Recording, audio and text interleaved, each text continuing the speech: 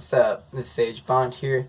Today I want to talk about how I believe Fallout 76 is Bethesda's response to the Fallout fans who really criticized Fallout 4 for the bad writing and bad storytelling. So let's just get into it. So the reason I think this is, well, Fallout 76 has no stories. It has no storytelling in it. All NPCs are robots that have no dialogue branches, and the only story that will be able to be found in there is in little holotapes and in the terminals inside Fallout 76. And the story is supposed to be made with the players, which is just dumb stuff. So basically the most hardest part about it, so I'm going to tell you from my personal experience. So favorite Fallout game, I'll tell you this right now. Fallout New Vegas, best Fallout game by far.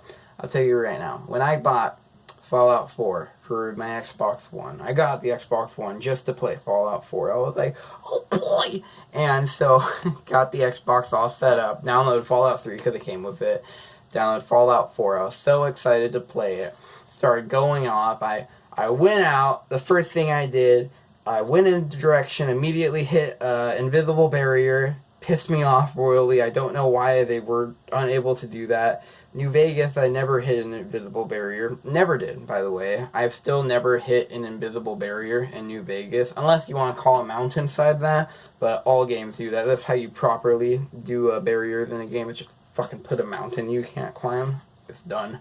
You know?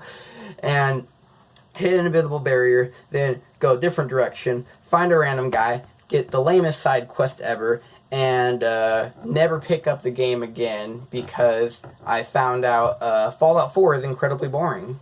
And of course that's not true. I picked up the game again, I played Fallout 4, I mean I made it through until I got the power armor and the Deathclaw suit and all that stuff, but it is, the game is just incredibly boring. It just does not have dialogue tree. It is not, you know, it was not what New Vegas and Fallout 3 was, and everyone knew that. So the harsh criticism for that was, hey, the storytelling, it wasn't as good. You took away our cool 6 dialogue tree. We used to have a lot of choices. Now you restricted us to 4 choices, really 3 choices, because one of the choices is always F off, I gotta leave now.